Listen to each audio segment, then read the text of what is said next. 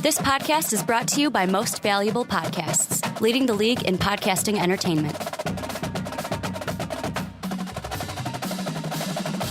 What's up, what's up? Real MVPs, Ricky Widmer here, along with Dave Oster. Hey, everybody. And this is the first primetime podcast post-Brandon Swanson. We had the Brandon Swanson era. Yep. Now it is the post-Brandon Swanson era, where it's kind of a hodgepodge.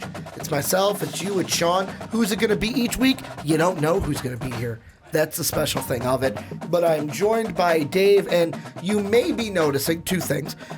You're like, well, Ricky, you said your voice was bad last time. It's really bad. And it wasn't.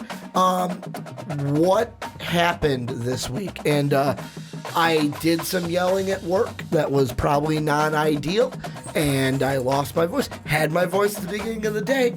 Last class of the day, lost my voice. So I apologize if I sound a little raspy. That's why I've got my 1.5 water bottles, because of too old a game, but that's why I've got my water bottles here. You also may notice, and it's probably ending soon, hopefully you're hearing a new bet. I've had some choices.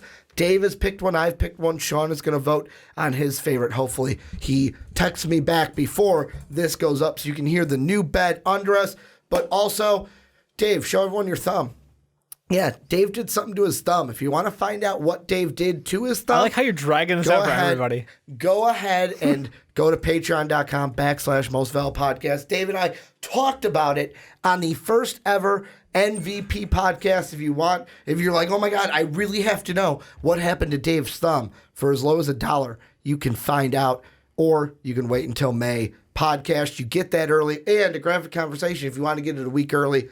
Boom, it's up right now. You can go to patreon.com for as low as $1 and get that as well. But we got a jam-packed show for you guys, talking NFL draft, talking NBA draft, all in one.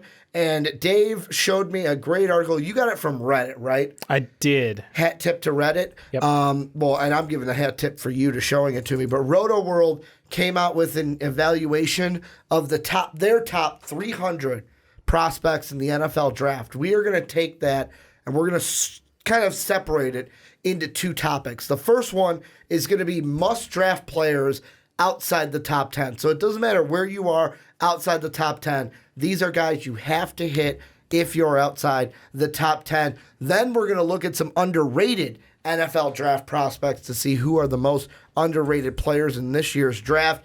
And then we're going to go NBA side, talk a little Darius Garland. Could he fall out of the NBA lottery or out of the top 15 picks? Let us know what you guys think down below before we get to it. But Dave, let's start with must-pick players in the NFL draft outside the top 10. So how I am setting the framework for this, because I don't want people to think, oh, so if I'm at 11, who am I picking? Because that is like one answer. Yeah. It's like, okay, it's this person. But I'm going to open it up to, this is a player, like these are players that will not be in the top 10 for sure, but they are players that you probably want on your team and need to pick in this draft.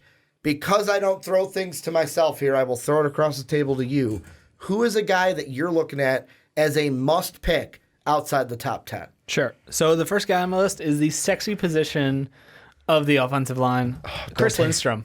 Ooh, the guard. Chris Lindstrom I think he's an absolute stud. I have zero questions about his game. I think he's athletic. I think he's strong.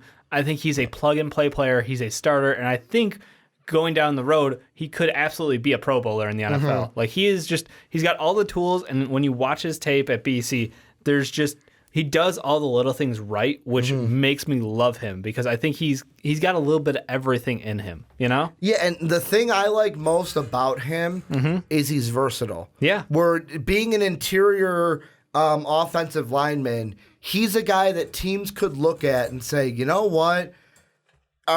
Do we need a guard? Do we need a center? Hey, we can go ahead and get it both. And the thing that it is because, like, I'm looking at NFL.com, and they have his projection as a first or a second. Correct. So, like, for me, I sit there, and I think he went in our live mock. I might have taken I think he did. That's what I'm thinking. I think Dave I took might him. be taking exclusively players that I took in my live mock because I really like these guys. The thing is, like he could be one of those players that goes late in the first round. Absolutely. But even if he goes in the second, the thing I look at is because he's got that versatility, it's one of those things where, let's say the Rams, because right now with the Rams, I'm leaning towards them going with a center at 31.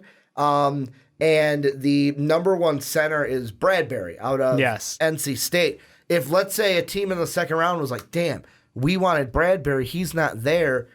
If Lindstrom is there, they could go ahead and draft him, even if they need a center more so than a guard, and just kind of be like, hey, we're just going to let you develop, which position we need you at, and kind of maybe switch him between the two, but hopefully solidify him in one of them so he becomes the future. But he can be a center or a guard for a team, and that's something that I really like from him on the line. Yeah, no, that's exactly what makes him a fun pick to me is because I get it. It's not the position you want, and I think a lot of people undervalue interior linemen because like they're a dime a dozen. You basically get the the failed offensive tackle prospects. You took a swing and a whiff on a blue chip left tackle and he didn't work out, but you could just squeeze him inside and make it work out for a little bit. Get by.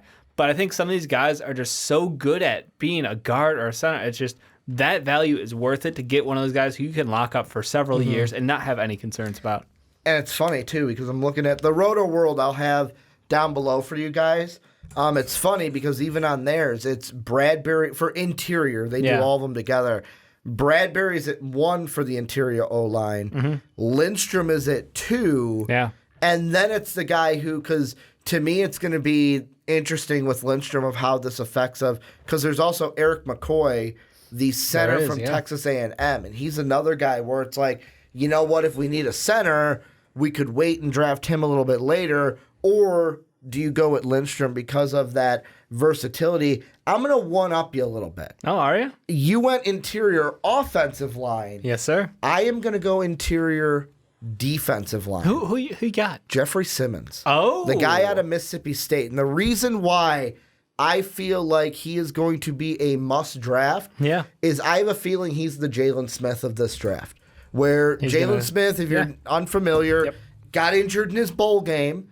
Drafted that was early tragic, second, by the way. Early second round. Because he had like top 10 pick written all over him. Did. This kid had it going, and he fell right into Jerry Jones's hands. And Jerry Jones is like, "Come here, little one. I am going to take you and make you a good player on this." Well, he did. The coaches did. That was a risky injury, to be fair. Like that was scary, and we've seen guys with similar injuries not be able to come back. So I think that was a risky move on Jerry Jones. I think that was a Jerry Jones move. Yeah, because I think they traded up for that pick.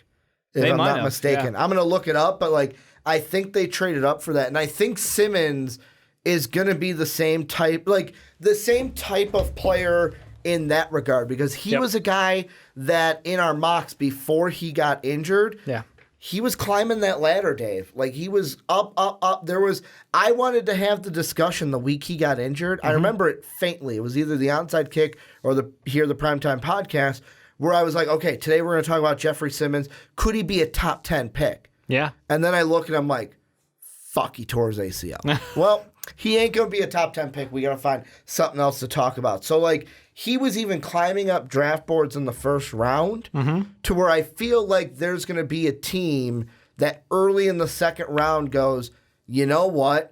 I know that his past, Sean brought up when I drafted him in our live mock of you're not concerned about the past character issues. Yeah. The thing I think highlights that is he hasn't had an incident like that at Mississippi State. Okay. He's been clean since coming over to Mississippi State. So, I mean, you can at least take that as hey, you haven't had anything. You've had a spotless record at the new school that you're at.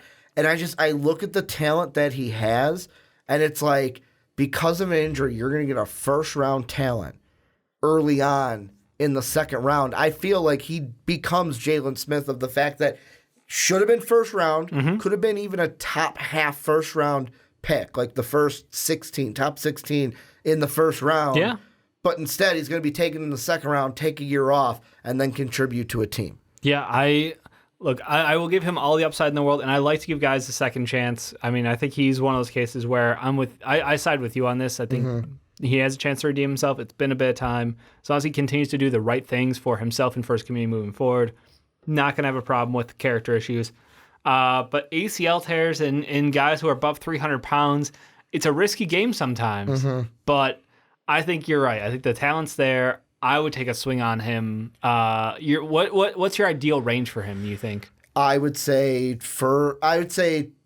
top 7 of the second round is what I'm looking at. Very similar to Jalen Smith. Okay, so you are mocking pretty much right on. Like Jalen Smith was, because I just pulled it up. Actually, Dallas, by the way, did not trade for that. Okay. Jalen Smith was the 3rd pick of the second round. I could totally see Jeffrey Simmons being a guy that is drafted top 7, top 5 in the second round, because I'm wanting to pull up the full order to see exactly where they are. Sure. Because I look at it, it's interesting because there's teams that could, let's say Oakland goes with a pass rusher. Yeah. Well, they could take an interior lineman at 35. Yeah. Let's say San Francisco goes Josh Allen or Nick Bosa if the Cardinals go with Kyler Murray. Well, they could use an interior guy at 36. Giants could use an interior guy. The team that I would love to trade up for them is the Browns, but I don't think they trade up from 49. But I'm looking at that 35 through maybe 38 range to be one where he gets snapped up either by Oakland, 49ers, Giants, or even Jacksonville could be a team. Now, I want to counter this with where do you put him? And I know they're not exactly the same because my boy's got a little bit more weight on him. With Dexter Lawrence. I'm talking big guy, productive in college, didn't stun a lot of people maybe, but I think he's a mountain of a man. He clogs up the middle real well. He gets a great push off the snap. Do you think he compares favorably, or where do you have him ranked? So I like Jeffrey Simmons a little bit more because my thing about Dexter Lawrence and this even falls into Christian Wilkins as well. Yeah. How much is you and how much was that stacked defense? Clemson had a stacked defense, especially on that front 7, to where it's like, all right, you guys were good, won a national title, but how much of that is you guys playing together, having to lean on each other? Like, hey, I can lean on this guy because I know that he is going to be there. In the NFL, you're drafted to a team where it's like, hey, we're drafting you because we need you to become the guy in our line. Because especially if you're drafted high enough. Like, the good thing for Dexter Lawrence, I will say, is getting popped for the PEDs might be a blessing in disguise. Because instead of being a top 15 pick, now I feel like he'll be a bottom of the first round guy, and he'll go to a playoff team. He'll go to a playoff team, and he won't have the problem of, hey, I'm all here. He can lean on other veterans and be fine. So that's where, unless he goes like Tennessee, then it's like, well, maybe you're fucked then. Because Tennessee's got some problems, but not defensively. Theirs are more offensively. Yeah. Who's another guy you're saying is a must pick outside the top 10?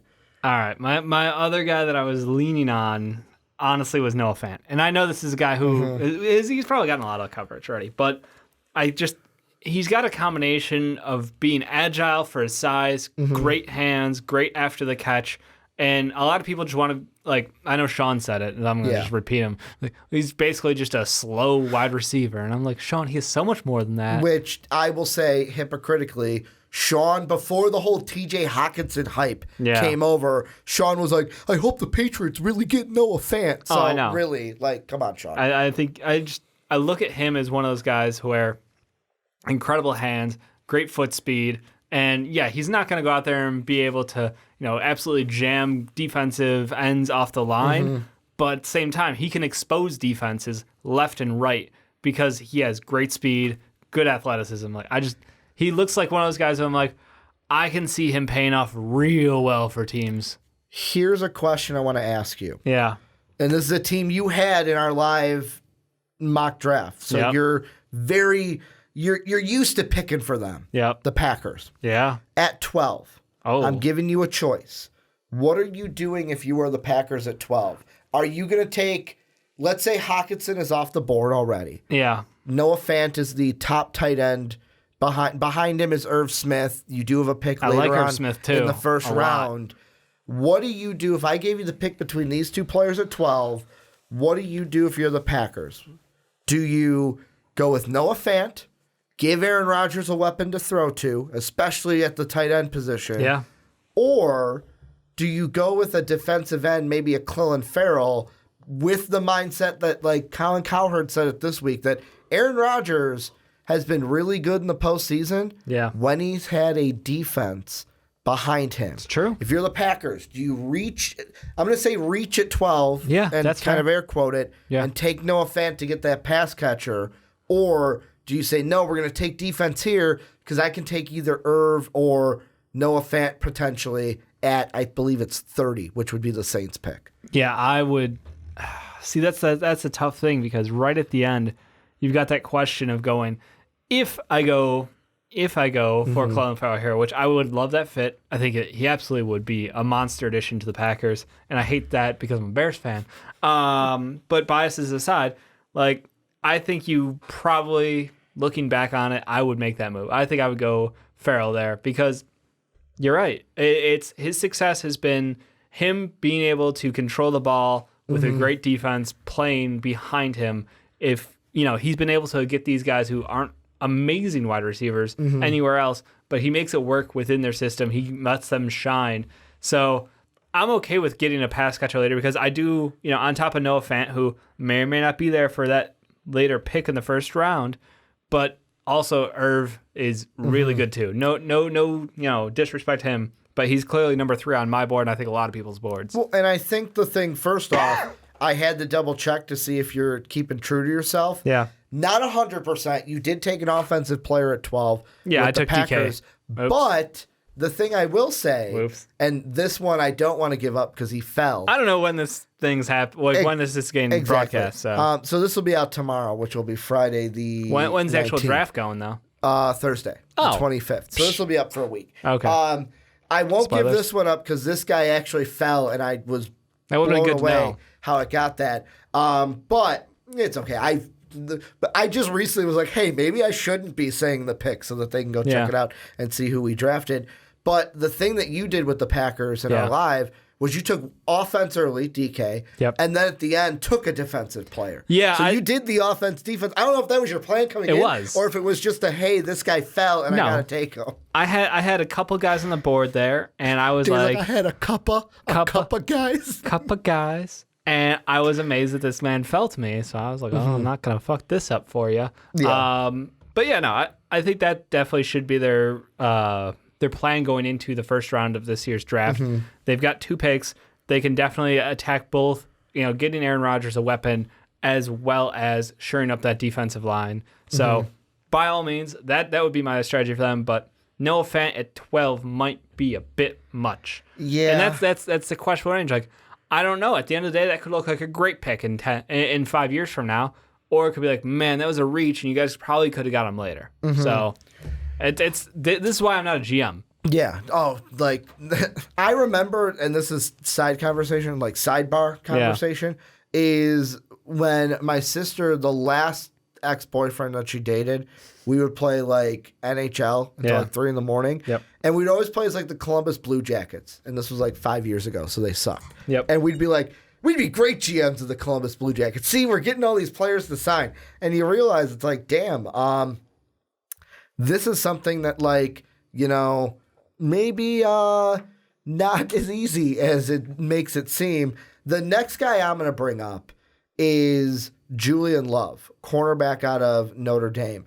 Because the cornerback position is very interesting to me, Dave. Yeah. Especially with the Roto World rankings. Oh, yeah. Because if I just I'll list off the top 8 because that has the top 6 because that is the 3 guys that I really would want to hit. So they got Joe John Williams at 1, Julian Love at 2, DeAndre Baker at 3, Greedy Williams at 4, which that one's funny because they're saying they'd take him 49th overall, and he's a projected 29th overall pick. Was once a projected top 10. I still have him in the top 10 in most of my mocks. Yeah. Then they have Trayvon Mullen and then Byron Murphy at 6 from Washington. Julian Love to me is a guy that I find interesting because he was, if you look at our first mocks on the onside kick, he's in the first round. Yeah. Then he fell out of the first round at the combine. Like the combine happened, didn't have the best combine, fell out of the first round. I think he's a guy where I find it interesting with teams. Let's say the Lions, I'll use them as an example. Yeah. They have a few needs. They can go edge rusher, they could go tight end, they could go cornerback, they could even go offensive line. Yeah. At 8, what do? Even they throw up the smoke screen of like, hey, we can go quarterback Totally. at 8 as well. No. I don't think they do. No. But they're a team that I feel like with Julian Love, he's a guy kind of like a Jeffrey Simmons, but different, where Jeffrey Simmons was injury-based of why you're getting a first-round talent in the second round, whereas Julian Love is more of like a, hey, he's a first-round talent, but because he had a bad workout in his underwear, he fell out of the first round to where I wonder if teams in the first round are going to pass on Baker, pass on Greedy, pass on Byron Murphy for other areas because they feel like, okay, I have this pick in the second round or I have these picks in the second round to maybe move up and I can get a Julian Love later and not have to blow my load on a Baker, Murphy, or Williams in the first. Yeah, no, I think that's the intriguing thing about this draft class is there is a wealth at cornerback, and I don't know that there's a ton that separates them. Like, I think it's purely down to, like, your perspective. What do you value more? And I think this Roto-World this Roto-World evaluation article that we're reading, where they talk about the variables, draft capital, age, height, weight adjusted speed, which is interesting, jumping, strength of schedule, tackling production, and All-American honors. So they weighted all those, and a lot of it came down to just pure size-wise. What works best in the NFL? What do these guys bring to the table? And I look at them, and I'm like, I'll be honest, I'm good going like 11, 12 deep in here, and I'm like, yeah, these are all guys who, at 12 deep, they've got basically projected 45th overall, like, these are guys, I think there's just going to be a massive run on corners going from round 2 to round 3. We're going to see maybe 7 or 8 of them go in those 2 rounds, and they're all very close. So if you're looking for a bruiser kind of guy, you're going to have a couple options. If you're looking for someone who's long, lanky, lean, you're going to have other options. Yeah, and I mean the guy that also kind of it shocks me because of what you see in mock drafts is like I hope I'm saying this right. Rock Ya-Sin. Correct. I think it's correct. Who's the cornerback from Temple, where there are mock drafts that have him. I think the highest I've seen is the Colts pick in the first round of him going there. And that was like a Todd and Mel, one of their mock drafts that they had. And you look at the Roto-World thing, he's the 11th best cornerback. And they even say, projected as a 34th overall pick, we'd take him at 80. So it's like, wow. There's a lot of variance. Vast difference with it. The thing with Julian Love that I will say that I really like, and it fights with my head because I watched the film of Greedy Williams, and I've said this on the Onside Kick. The thing I look at when I see Greedy is take the tackling aside because I know that's a big problem that everyone likes to kind of point out. It's pretty obvious, yeah. And the guy that I'm going to compare him to is probably a better tackler than Greedy. But watching his film, he reminds me so much of him.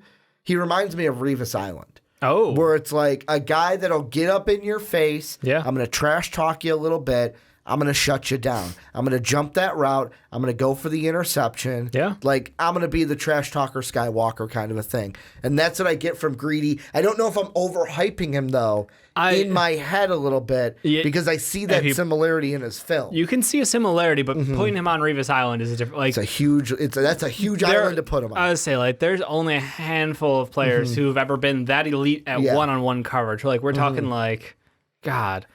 I'm trying to think back to recent years, and I'm like, so you had the couple years of like DRC way back. You had Nnamdi Asomugha back on Oakland originally when they ran the right system for him, not on the dream team. Yeah, Eagles. That was obviously like goes back to like Deion Sanders, but like there's only a handful of those guys who it's like put them 1-on-1, and we just forget about that side of the field. That's elite territory, and I don't know that Greedy has that top end to him, but I see that he is one of those guys who he can take guys out of games. I don't know if he can do it as consistently as someone like Darrelle Revis did. And that's the thing where I flipped to Julian Love, where he's not going to be the guy that is as trash talky and as cocky as Greedy Williams. It's a cocky position, to be fair. But I look at Julian Love, and it's like, hey, it's a guy that won't back down. Yeah. He's not going to open his hips. He's not going to come out of the back pedal. No, he's got great technique. He can stay with it, and that's the thing. Like a technician out there at the cornerback position of like, he could be something great at the next level. Where he could be one of those guys where it's like, not because of his cockiness, just because of his technical ability. Yeah. Put him on Odell, and I'm thinking like later down. Yeah, I was like, rookie year might be there. interesting, but put him on the number one receiver, left side of the field's down. Yeah, we don't have to worry about it. Or hey, we don't need you to follow the number one guy. Stay on the left hand side. You're just going to lock down that side of the field, no matter who is there. We'll give one more player each, unless you got a couple. Who's another guy that you're going to say must pick outside the top 10? Must pick outside the top 10. I want to touch the wide receiver class, but the question for me is like, I've got a personal attachment to Marquise Brown, Hollywood. I got to say it. So I'm gonna veer away from that because I don't think he's a must pick. I think he's a boomer bust kind of kid, and I absolutely love him to death. But I'm gonna go. Does the foot injury make you nervous with him? Of course, it makes me nervous. Okay. He's got a slight frame. A foot injury with a wide receiver who's small. Yeah, you got a slight frame, foot injury. He's going to take hits. Is that going to hold up? How's the return going to be? Is he going to have the same top end speed? Is he going to be as elite of a yard after catch kind of guy? That's what. There's just a lot of questions. So he's not a can't miss for me. But N'Keal Harry actually is a guy who I'm going with as a guy who I think a lot of people are overlooking. But I think he actually is a super talented wide receiver. And they're overlooking him because of the dropsies. That's the only reason. But, like, I think that I think some of it's quarterback. I think some of it's mental. But I think you can get over it. And here's the problem is, I know a lot of people, a lot of wide receivers in the NFL who've had drop issues. It's horrible to watch. It's like the most frustrating thing in the world as a fan to see your wide receiver just toss the perfect throw and just right in the hands and drop it. But right through and it hits him in the chest, and you're like, or right through and it hits him in the face mask. That's the worst. Where it's like, hey, buddy, it hit you in the face. Like, how did you not just put your hand, squeeze a little hard?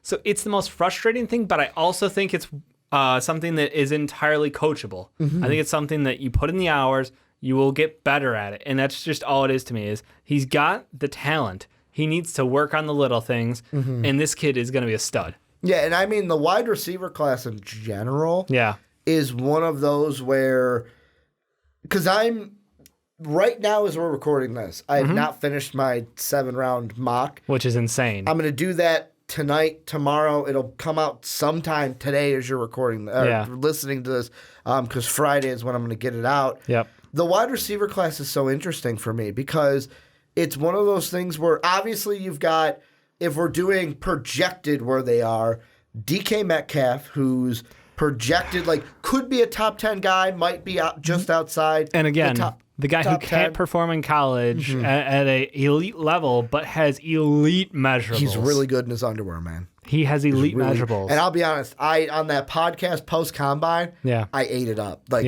oh, no. It's impossible not to. James Harden style. When you're that big and you move that fast, holy shit.